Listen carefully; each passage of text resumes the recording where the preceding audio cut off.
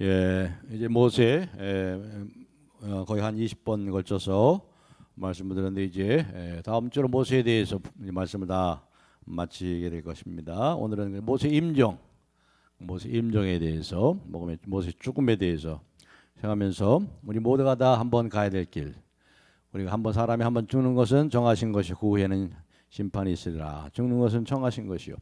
우리 모두가 한번 가야 될 그 길, 아직도 가보지 못한 길, 아직도 한 번도 가보지 못하고 경험하지 못한 그 길을 우리가 모세의 그 죽음을 통해서 우리가 한번 미리 준비하고 예비하는 그리고 우리가 주님이 부르시는 그 날까지 어떻게 살아야 될 것인가, 무엇을 바라보며 살아야 될 것인가 하는 것을 모세의 죽음의 시점을 통해서 우리가 한번 반추해 보는 시간이 되길 바랍니다.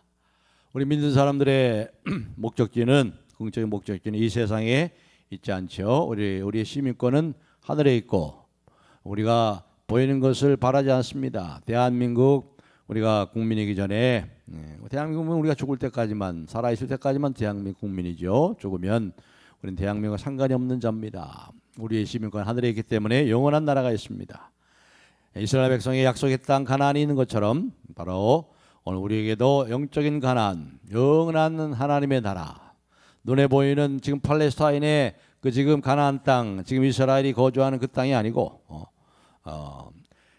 그것은 시작점에 불과하지요. 그 가나안 땅의 시작점에 불과합니다. 우리가 그 땅에서 거룩한 하나님의 백성이 되어서 마침내 영광스러운 하나님을 있는 그대로 보는 그날, 그렇죠? 영원한 하나님 나라, 영원한 나라, 하나님 나라. 그리고 하나님 나라가 왜 하나님 나라요? 하나님이 계시기 때문에 하나님 왕으로 다스리신 그 100% 다스림을 받는 하나님 아버지의 왕이신 하나님의 품에 우리가 안기는 것이 바로 우리 그리스도인의 최종 목표입니다. 이것은 모세에게도 마찬가지죠. 이 땅에 한 조각의 그 땅덩어리, 그 팔레스타인 땅이 얼마나 작아요? 우리나라보다 훨씬 작잖아요. 그 작은 땅, 그 땅덩어리가 그의 최종 목적지가 아니죠. 영원한 하나님 나라, 영원한 하나님 나라가 최종 목적지입니다. 우리가 모세를 지금까지 살펴봤습니다마는 모세가 시내산에 처음 하나님을 만날 때 그 하나님 임재 속에서 그분의 영원한 나라에 이미 발을 들여놓았습니다. 처음에 시내산에서 하나님을 만났을 때 네 신발을 벗으라, 이것은 거룩한 땅이니, 신발을 벗어놓는 행위라는 것은 말씀을 드렸죠. 지금까지 내 마음대로 내 뜻대로 신발 이력서랑 신발 이자라고 그랬죠. 지금까지 네가 신발을 신고 네 마음대로 네 이력서를 쓰고 네 생각대로 살아왔지만은 이제는 새로운 세상에 들어왔다.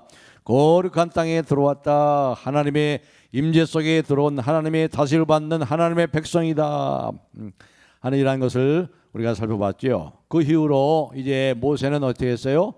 보이지 않는 하나님을 늘 보는 것처럼 바라보면서 살았어요. 이게 모세의 삶의 중요한 특징이에요. 히브리서 11장 27절을 그래서 모세의 삶을 이렇게 표현하죠. 한번 우리 화면에 한번 보겠습니다. 히브리서 11장 27절 다 같이 읽어볼까요? 시작. 믿음으로 애굽을 떠나 왕의 노염을 무서워하지 아니하고 곧 보이지 아니하는 자를 보는 것 같이 하여 참았으며. 모세는 어떻게 살았어요? 믿음으로 살았어요. 어떤 믿음으로요? 보이지 않는 하나님을 보는 것처럼 바라보면서 살았단 말이에요. 지금 우리 눈에 하나님이 보이지 않죠? 이곳에 그리스도의 영이 주님이 함께 하시는데 눈에는 안 보여요. 우리 육신의 눈에 안 보이지만 믿음으로 지금 계시는 것처럼 보고 바라보고 사는 것이 모세의 믿음의 삶의 특징이었단 말이에요. 히브리서 11장 27절에 그렇습니다. 우리는 지금 눈에 보이지 않는 하나님을 마치 눈에 보는 것처럼 보면서 살아가는 것, 이게 믿음으로 살아갔던 모세의 삶의 특징이라고 이 히브리서 저자는 믿음의 영웅들에게 얘기하면서 모세의 믿음에 대해서 말씀하고 있어요.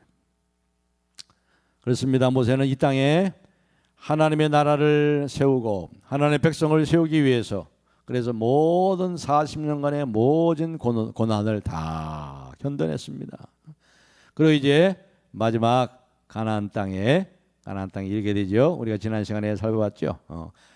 약속의 땅 앞에서 비석한 산 꼭대기에 올라가 가지고 꼭대기에 올라가니까 환하게 보여요. 그 앞에를 쫙 요단강과 그다음 요단강 건너편에 약속의 땅이 저 북쪽의 단부터 저기 남쪽의 끝에 네겝 땅까지 다 보여주셨습니다.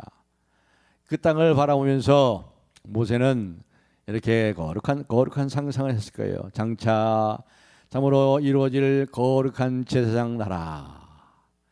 하나님께서 이 이스라엘을 제사장 나라 삼으셔서 이스라엘을 통해서 모든 민족이 복을 받고 하나님의 나라가 이 땅에 이루어지는 하나님의 그 나라를 상상하고 그렸을 것입니다.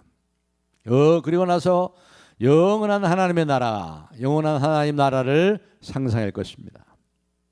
그렇기 때문에 지난 시간에도 우리가 살펴봤습니다마는 모세가 가나안 땅에 자신의 발로 가나안 땅을 밟지 못한 것에 대해서 별로 그렇게 아쉬움을, 물론 섭섭함이 있었겠지만 약간의 어떤 섭섭함이 있었겠지만 그러나 크게 아쉬움을 느끼지 않았습니다.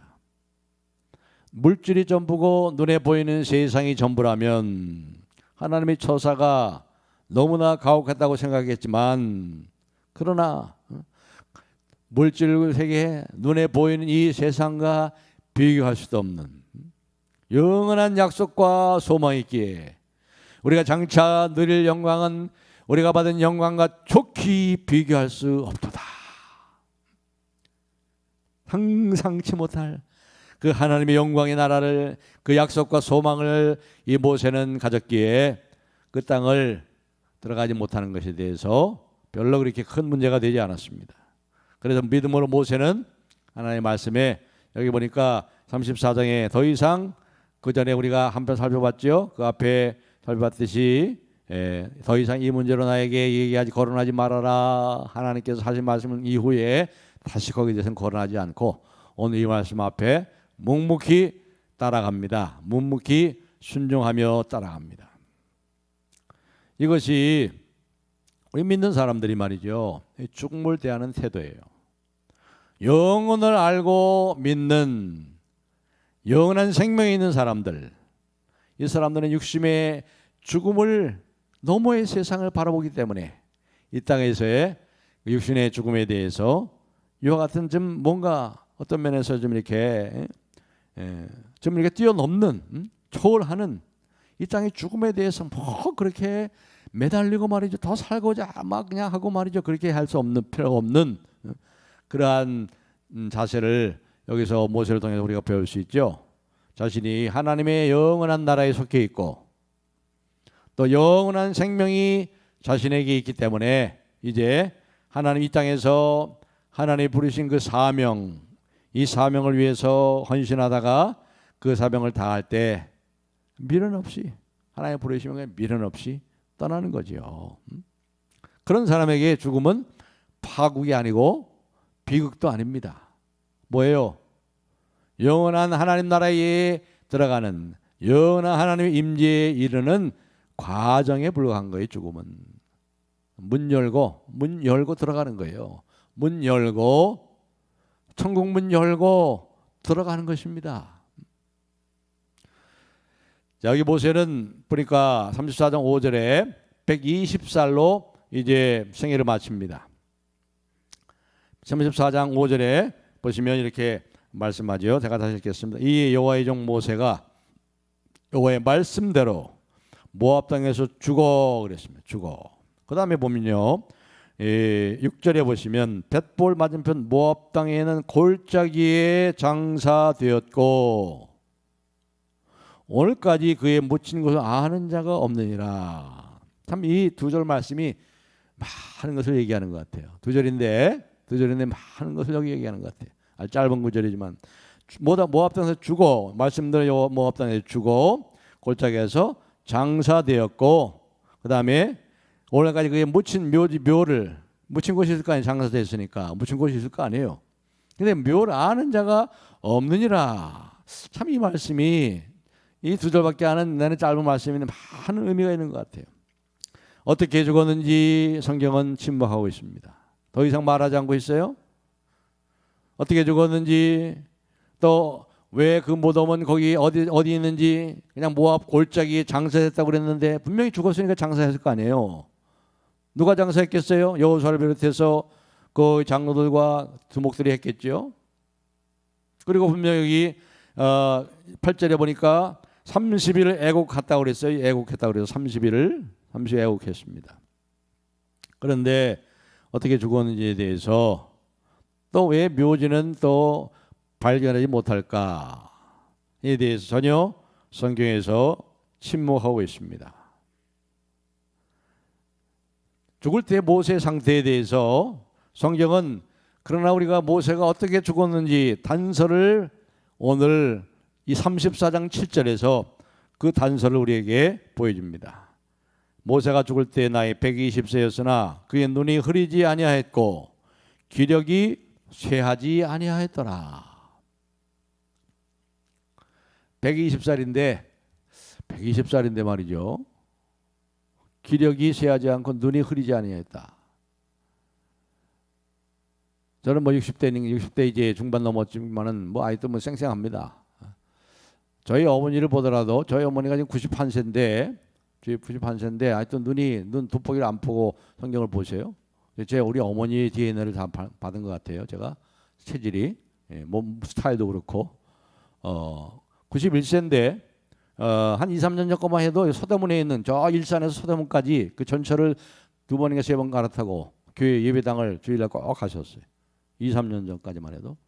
그걸 보면 이 김형석 교수 있죠? 왜? 지금 현재 나이가 101살입니다. 101살. 101세십니다.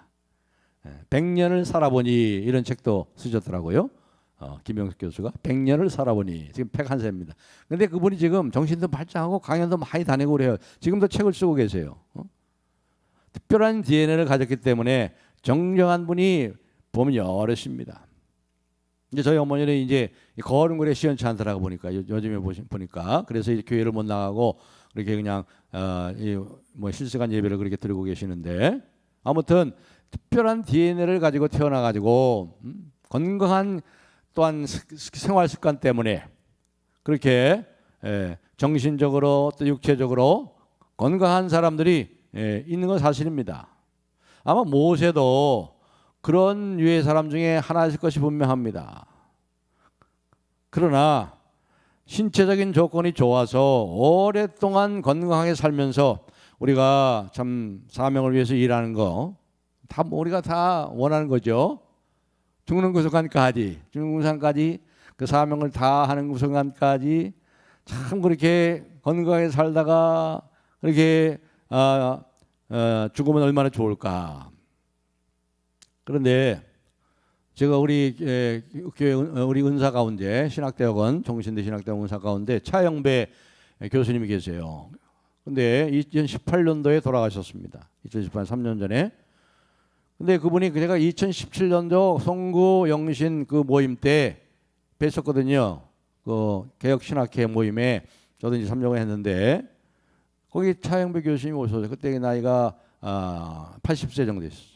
83세에 돌아가셨어요. 2018년도에 돌아가셨는데 근데 어떻게 돌아가시냐면 주일날 아침에 일어나셔가지고 평일날 똑같이 일어나시죠. 그분이 완전 건강해요. 목소리가 아주 쩌렁쩌렁합니다. 목소리가. 근데 너무나 건강해가지고 자기 딸 중에 한 분이 간의사가 있어요. 그래서 아버지 이 한약 좀 주세요 하고 안 잡수신대요. 나 건강한데 내가 뭘 한약을 먹냐. 그 정도로 건강하셨어요. 그런데 주일날 아침에 일어나시든지 산책을 하고 그 사모님과 함께 산책하고 집에 들어와서 이렇게 앉아가지고 계시더니 몸이 몸이 좀 이렇게 좀 안 좋은 것 같아. 여보, 내가 좀 잠깐 방에 좀 씻다 오리다. 그리고 식사합시다. 식사할 때 좀 부르시오 하고 안방에 들어가서 잠깐 누웠어요. 그런데 이제 식사가 준비돼 가지고 그 사모님이 부러 갔는데 그 사이가 들어가시고 부러 가시니 사이가 10분밖에 안 돼. 10분. 나 잠깐 쉬었다가 잠깐 누웠다가 나오리다. 날 부르시오. 아침 식사 되면. 그런데 그 10분 사이에 조용한 거예요. 여보, 아침 식사 준비 다 됐어요. 그런데 응답이 없어. 그래가지고 사모님이 들어갔더니 다 흔들어도 여보 빨리 일어나요. 식사하셔야지. 근데 아무 대답이 없는 거예요. 기척이 없는 거예요. 그래서 병실에 가서 이미 벌써 세상을 떠난 거고 10분 동안에 그 10분 사이에 세상을 떠나. 그렇게 건강하셨어요. 그렇게 건강하셨는데 야 그렇게 돌아가시는 것도 있구나. 야 멋있게 돌아가셨는데 그분이 참 기도의 사람입니다. 우리 청신대신학대학원 뒷동산에 있거든요. 그 산에 가면 거기 들어가서요. 새벽마다도 밤에 혼자 가가지고 그냥 쩌렁쩌렁 그냥 기도 많이 하시더니 그 박윤선 목사님을 아주 그리워하면서 기도 많이 하시던 그러한 목사님이셨는데 참 우리 강의 때도 그 강의 한번 막 하면 처음에 이렇게 하다가 그냥 올라갑니다. 막 옥타브 올라가고 소리가 쩌렁쩌렁 해가지고 막 감동 얼마나 그 강의 시간에도 얼마나 감동을 받았는지 그런 목사님이었는데 또 그렇게 돌아가시더라고요. 그 10분 사이에 그렇게 건강하시던 분이 그냥 주무시면서 누워서 돌아가셨어요. 이렇게 돌아가면 얼마나 좋을까. 근데 이게 뭐 우리 마음대로 됩니까? 요즘은 이제 의료 기술이 좋아가지고 신체적이고 이러한 상태에 상관없이 계속 그냥 목숨을 연명시키는 그러한 기술이 발달돼 가지고요. 평균 수명을 더 길어지면서 육체적인 생명이 이 정신적인 생명보다 더 지속되게 하는 억지로 그렇게 만들고 의료 기술을 통해서 그래서 결국 의료 기계를 통해서 목숨을 연장하는 그런 상태에서 살아가는 모습을 볼 때 별로 보기가 좀 안쓰럽죠. 우리 교회에도 그런 분이 계세요. 어느 권사님의 시어머니인데 지금 그 상태로 거의 15년 가까이 그냥 빼면 그냥 가시는 거예요. 근데 그 집안에 돈이 좀 있는 것 같아요. 그 한 달에 몇백만 원씩 들어가는 돈인데 그래가지고 그냥 지금 한 10몇 년 동안 한 15년 가까이 된 것 같아요. 제가 어떻게 됐어요, 어머니, 시어머니? 그러니까 뭐 그냥 그대로지요, 뭐 목사님. 아무도 예수를 안 믿어 거기는 그 권사님 한 사람은 예수를 안 믿어. 그래가지고 그냥 10년, 15년 가까이 지금도 그냥 살아있는 뭐 송장이죠, 살아있는 송장. 이렇게 또 하는 걸 보면은 야 저건 아닌데 그런 생각이 듭니다. 우리가 어떻게 생을 마감하든지 우리는 알 수 없습니다. 이 모세처럼 아까 차영배 목사님처럼 그렇게 우리가 할지 어떻게 우리의 일생이 끝날지 우리가 어떻게 죽음이 주어질지 아무도 모르지요. 오직 하나님만이 아실 겁니다. 따라서 우리가 할 일은 어떤 모습의 죽음이 우리에게 오든지 그것을 나에게 주어진 분복으로 받으면 되는 거예요. 그것도 하나님의 손에 전적으로 하나님의 손에 있지 내가 뭐 그걸 어떻게 할 수 없잖아요. 나에게 주신 분복으로 받는 것입니다. 기쁘게 받고 믿고 받는 거죠. 자, 120살까지 이렇게 정정했던 모세가 어떻게 죽었을까? 아까 차영배 목사님처럼 그렇게 죽었을까? 그건 아닐 것 같아요. 그건 아닐 것 같아요. 이 모세가 참 이스라엘의 죄의 영웅 중에 한 사람 아닙니까? 모세, 그다음에 다윗 아니에요. 모세와 다윗. 그렇기 때문에 이 모세의 죽음에 대해서 유대 랍비들이 굉장히 많은 연구를 했습니다. 어떻게 이 모세가 죽었을까? 유대 랍비들 여러 가지 해석을 내놨는데 그 중에 어떤 랍비는 말이죠. 하나님이 천사를 보내가지고 그 영혼을 불러가셨다. 그렇게 말하는 랍비도 있습니다. 또 어떤 사람 모세가 엘리야처럼 죽지 않고 들림 받았다. 그렇게 주장하는 그러한 랍비도 있습니다. 그렇다면 여기 이 성경이 잘못된 거죠. 여기 분명히 장사되었다고 그랬잖아요. 장사되었고 30일 동안 애곡했다고 그랬어요. 그렇기 때문에 우리는 하나님이 갑작스럽게 이 모세의 목숨을 거둬 갔었을 수도 있다. 그렇게 생각할 수 있습니다. 그러나 여기서 더 우리가 정확하게 우리가 이 말씀을 추론해서 본다면 이렇게 생각할 수 있어요. 모세가 스스로 그 모압산을 바라보고 이제 이스라엘 백성은 곧 들어갈 거 아닙니까? 이제 곧 들어가잖아요. 그러니까 너는 들어가지 못한다 했으니까 아마 그때까지 기간이 언제 되는지 모르겠지만 모세가 작정을 하고 곡기를 끊었을 것이다. 그렇게 생각합니다. 많은 학자들이 그렇게 생각하고 있어요. 스스로 곡기를 끊었을 것이다. 왜냐하면 바로 그 앞에 33장에 보시면 말이에요. 이 모세가 이스라엘 12지파에게 그 영혼이 맑은 상태에서 성령이 충만한 상태에서 예언적인 축복을 하잖아요. 마치 야곱이 12아들에게 축복하듯이. 그 하나님 예언의 축복을 그 12지파에게 이 모세가 마지막으로 할 정도로 그렇게 모세가 건강했단 말이죠. 정신이 맑았단 말이에요. 영적으로도 아주 맑았다는 거죠. 그래서 그렇게 주장하는 학자 가운데 마틴 부버라는 독일 학자는 이렇게 얘기를 했습니다. 이제 모세는 느보산에 오른다. 늘 그랬던 것처럼 홀로 과거 어느 때보다 더 외롭게 그가 느보산을 오르고 정상에 이르는 모습은 홀로 죽기 위해 무리를 떠나는 고상한 동물을 생각나게 한다. 그러니까 일부러 모세는 죽으러 올라간 거야. 스스로 곡기를 끊고 120살이 너무 기력이 너무 센 거야. 눈도 흐리지 않았다고 그랬어요. 그러니까 스스로 곡기를 끊고 죽을 때를 알고 무리를 떠나는 홀로 죽는 동물처럼 아무도 알지 못하는 곳에 홀로 있다가 죽음을 맞았다는 그런 뜻입니다. 이게 가장 타당한 해석 같아요. 이 마틴 부부의 그 추측처럼 모세는 느보산 꼭대기에 누가 같이 올라갔다는 말이 없어요. 홀로 갔어요. 홀로 거기에 머물렀습니다. 혼자 올라갔어요. 그리고 스스로 거기서 홀로 곡기를 끊었습니다. 곡기를 끊었어요. 육체적이고 정신적으로 영적으로 그렇게 건강하고 그렇게 맑았던 그 모세의 죽음을 이 외에는 설명할 길이 없습니다. 가장 타당합니다.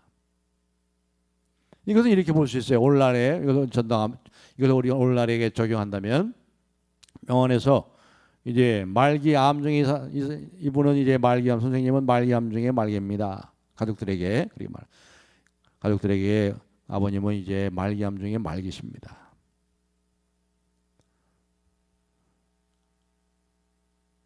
그냥 죽음을 준비하는 게 좋겠습니다. 더 이상 뭐 연명하려고 치료할 것도 없고요.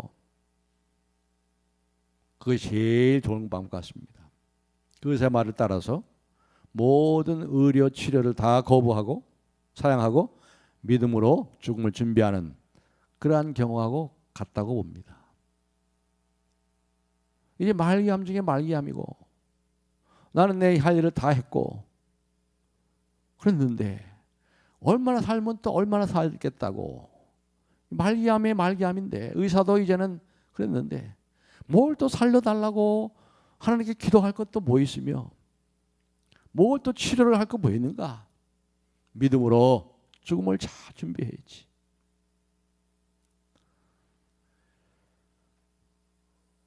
어느 목사님이 이 암이 재발이 됐어요. 암이 재발이 돼가지고 이 암과 이제 싸우다가 또 암이 재발한 거예요. 병원에서는 이제 치료가 불가능. 이제는 가망이 없습니다. 이제 이거 재발됐고 또 재발됐기 때문에 그렇게 이제 판단을 내린 거예요.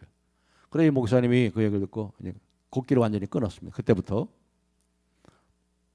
그런데 이 의사들은 뭐라고 하냐면 지금이라도 뭐 곡기를 조금 드시면 한 2, 3개월은 더 살 수 있을 겁니다. 그렇게 얘기했던 거예요. 가족들은 2, 3개월은 더 살기를 알고 가족들은 마음이 그렇죠. 아버님 그래도 2, 3개월은 더 살 수 있다는데 그래도 우리가 할 것인가 해봐야 되지 않겠어요? 그래도 조금이라도 잡수셔야죠. 그런데 이 목사님이 결국 그 가족들의 요청까지 다 거절했습니다. 자녀들이 계속 성화를 부리자 어느 날 그 아버지가 입을 열었습니다. 나는 지금 금식기도 중이다. 곡기를 끊었으니까 나는 지금 금식기도 중이다.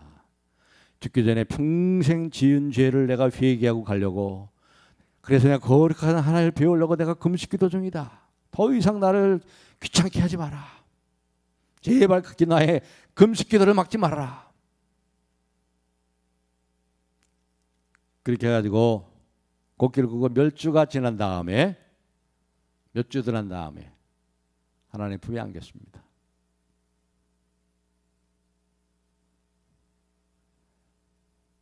모세의 죽음이 바로 그런 거예요. 내가 주님 앞에 갈 때가 됐구나.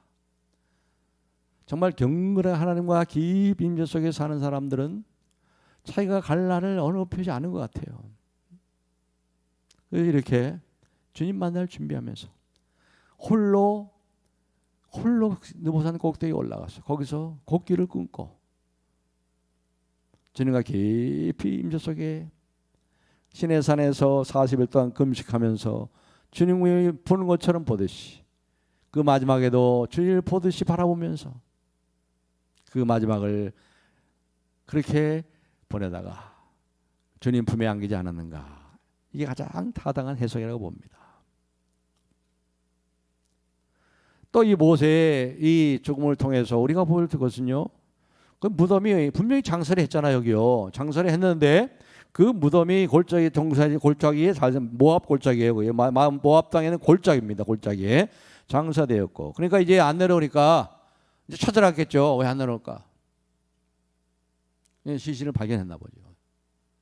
그 골짜기 어디에서 모압 땅 그 비스가산 그 골짜기 어디에서 발견했겠죠. 그래서 장사를 치었어요. 그리고 오늘까지 그의 묻힌 것을 아는 자가 없었다 하는, 아는 자가 없느니라. 산속에 홀로 들어가서 죽음을 맞았다는 그러한 이 죽음. 그리고 아마 누가 모세의 여호수아라든가 아주 측근들에게는 그렇게 말했을지도 모를 겁니다. 내가 죽으면 이제 죽기를 각오하고 갔겠죠. 가기 전에 이제 불러서 얘기해요. 만약 내가 죽으면 내 무덤 만들지 마라. 내 무덤 만들지 마시오. 그렇게 부탁을 했을 것 같아요. 유언으로 남겼을까? 유언으로. 그렇게 무덤을 찾지 못했잖아요. 그랬어요. 장사를 했는데 어디 장사했는지 모르도록 내 무덤을 만들지 말라. 유언으로 남겼을 거예요. 뭐 크게 왕처럼 했겠어요. 골짜기에다 그냥 뭐 땅 좀 파가지고 걷어놓고 돌로 이렇게 좀 쌓고 이렇게 했겠죠. 이걸 통해서 뭘 볼 수 있습니까? 모세는 그가 완전히 잊혀지기를 원했다는 거예요. 모세가 죽은 다음에 이스라엘 백성들이 30일 동안 애곡했다고 그랬잖아요. 이걸 보면 모세에 대한 그 이스라엘의 존경심이 얼마나 한 것을 볼 수 있죠. 30일 동안을 애곡했단 말이죠. 그렇다면 가나안 땅에 들어갔을 때, 정착할 때 그 모세를 애도하기 위해서 매년 그 무덤을 차리는 사람들이 얼마나 많았을까요? 그런데 그런 얘기가 하나도 안 나옵니다. 그 후에, 모세 죽음 이후에. 모세의 무덤이 어딘지도 모르고, 무덤이 어딘지 알아야 매년 찾아가지요. 그걸 애도하기 위해서 그 무덤을 가지요. 그러나 모세는 이미 그런 상황을 예측하고 무덤을 만들지 마시오. 그런 상황이 만들어지는 걸 원하지 않았다는 거죠. 자신이 그렇게 높여지는 것을 바라지 않았기 때문입니다. 왜요? 자기가 누구인지 알았기 때문에. 자기는 도망자예요. 도망자를 찾아와서 위대한 하나님의 종으로 쓰신 하나님이 위대한 것이지, 지금까지 이런 모든 일은 자기가 이룬 일이 아니라는 것을 모세는 알았습니다. 모든 것이 하나님께서 자기 자신을 통해서 하나님이 하셨다는 것을 잊지 않았다는 거죠.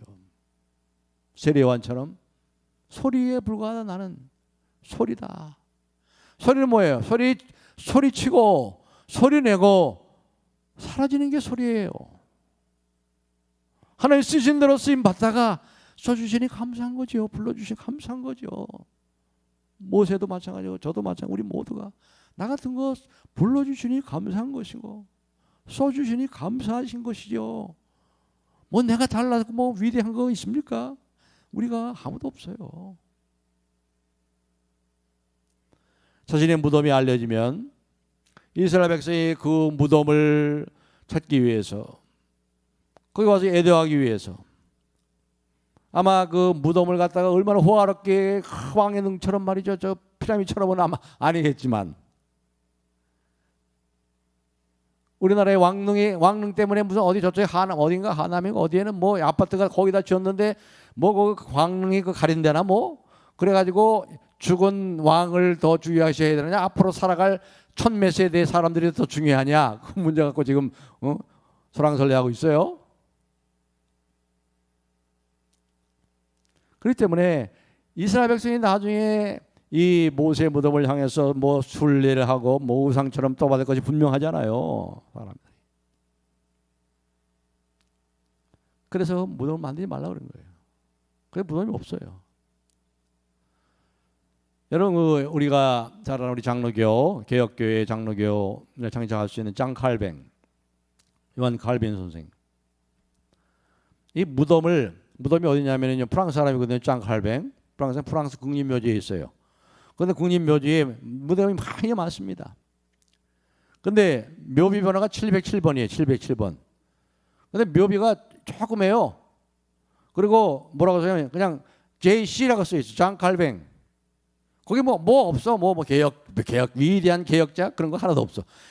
이 장 칼뱅이 죽을 때 뭐라 그랬냐면 제자들에게 내 무덤에 묘비를 만들지 마시오. 내 묘비를 쓰지 마시오. 그래가지고 그냥 묻힌 거예요. 그래가지고 똑같이 묘비가 요만해. 다른 상처럼 여기 요만할까요? 요만한 요 정도 되는 묘비. 707번이라는데 그 묘비를 어떤 사람이 찾아가 봤대요. 장 칼빈 묘비를. 근데 한참 찾았대. 왜냐하면 순서대로 또 있는 것이 아니야. 707번이라고 그래서 순서대로 있는 것도 아니라 한참 걸려 찾았대. 그래가지고 그 후 수백 년이 지나가지고 그 후학들이 말이죠. 이 장 칼뱅 무덤을 좀 쉽게 찾으려고 거기다가 나무하고 이렇게 틀을 설치해가지고 조금 구별되게 해놨대요. 묘비가 없어요.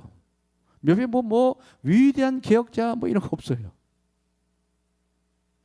이 사람들이야말로 진짜 이분들이야말로 영혼을 아는 사람, 하나님 누구신지를 아는 사람들의 모습이에요. 하나님의 존재를 인정하고 그분의 위대함 앞에 한간 먼지 같은 한 인생 불러주시고 써주시니 감사하고 자기 위치를 알았던 사람들이죠. 그냥 묘비를 쓰지 마시오. 내 무덤을 만들지 마라. 자신의 이름에 목숨을 거는 사람은 그 이름의 명예를 지키지 못했다는 생각에 불행한 결말을 가져오기도 보기도 합니다. 사람은 뭐 이름 석자를 남기려고 세상이 하는 말입니다. 세상이. 그건 세상이 하는 말입니다. 호랑이는 가죽을 남기고 사람 이름 석자를 남긴다? 세상이 하는 말이에요. 세상이. 왜 그런 걸 쫓아갑니까?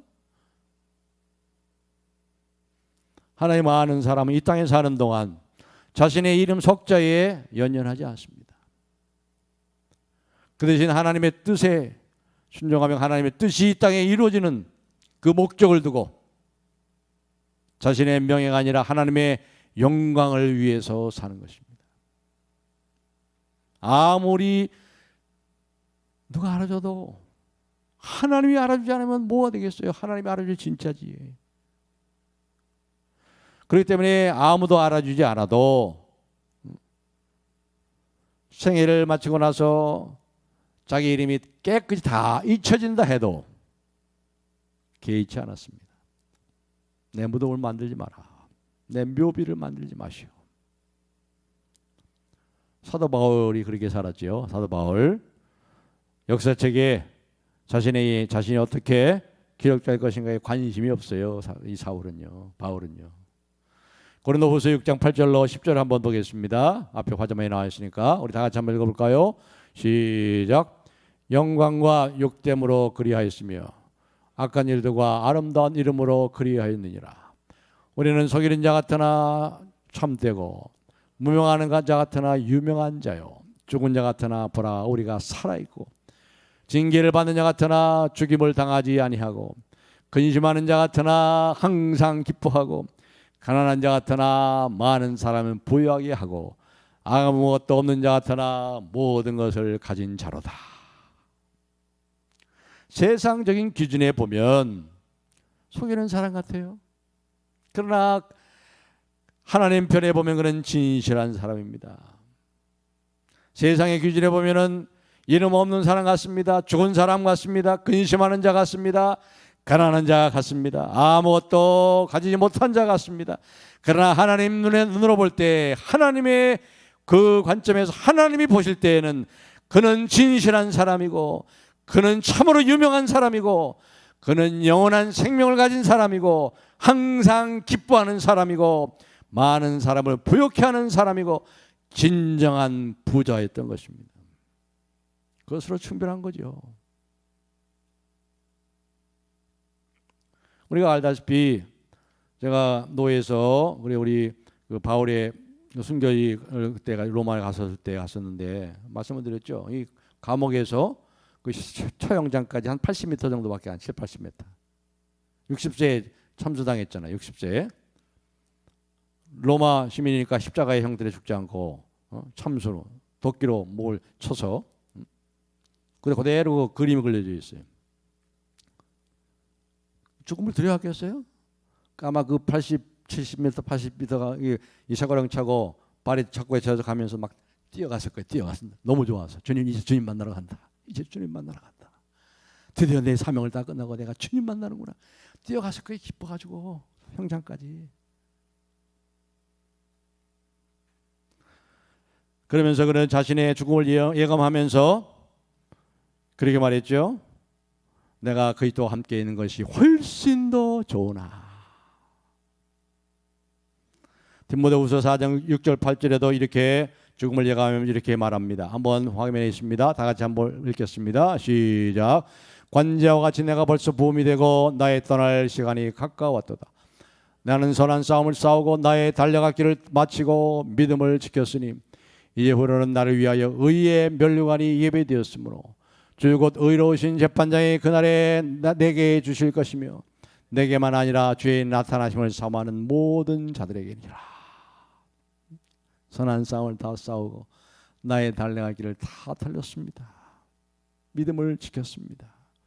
이제 나를 위해서 의의 면류관이 예배되었습니다. 사도 바울 무덤도 없어요. 어딘지 몰라요. 아마 그냥 참수해가지고 어딘가 버렸을 거예요. 그냥 버렸겠죠. 같이 시신하고 무슨 그러한 죄인 아닌 죄인을 로마 사람들이 참수하고서 무슨 묘지에다 묻어줬겠어요? 그냥 어디 던져버렸겠죠. 베드로도 역시 순교를 당했기 때문에 무덤을 남기지 않아요. 베드로 무덤 어딘지 없어요. 베드로는 십자가에 거꾸로 달려 죽었죠. 그건 로마 사람이 아니니까. 그들이 순교당하지 않았다고 해도 자신의 무덤을 알아주고 기념해 주기를 원하지 않았을 것입니다. 사람으로 태어나서 하나님의 뜻을 위해 참으로 영원하신 하나님, 참으로 위대하신 하나님, 온 우주의 창조자, 그분에게 부름받아 그분의 영광을 위하여 살고 그분의 영예를 얻었다면 뭐 더 이상 바랄 것이 있겠는가? 살아생전에 사람에게 영광을 받는 것은 위험천만한 일이고 죽어서 사람에게 영광을 받는 것은 참으로 다 헛된 거 아니에요?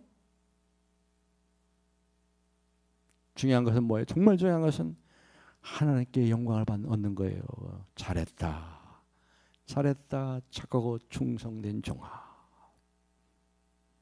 널 위하여 예비한 이 나라를 상속하라. 이것이 영혼을 아는 사람들의 모습입니다. 사랑하는 성도 여러분, 그렇습니다. 내 장례식에 얼마나 많은 사람들이 올까? 그거 신경 쓸 거 없어요. 그게 무슨 상관이 있어요?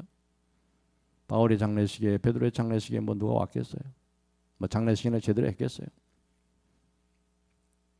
비석에 어떤 말을 써야 될까? 그걸 관심 두지 않습니다.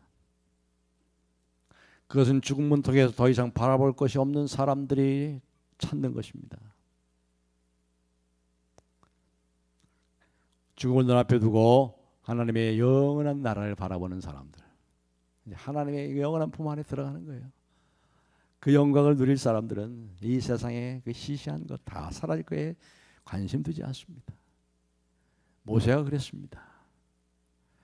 사랑하는 성도 여러분, 우리도 모세처럼 하나님이 부르시고 하나님이 쓰신 대로 잘 쓰임 받다가 주님이 오라가실 때 기쁨으로 하나님 앞에 인정받기로, 하나님이 인정하시는 세상이 아니고 세상의 관점으로 보지 마시고, 이름 석자를 남겨놓은 세상의 관점에 보지 마시고 하나님의 눈에 참으로 인정받고 칭찬듣는 그러한 삶, 그러한 죽음을 맞으시는 저와 여러분이 되기를 우리 주님의 이름으로 축복합니다.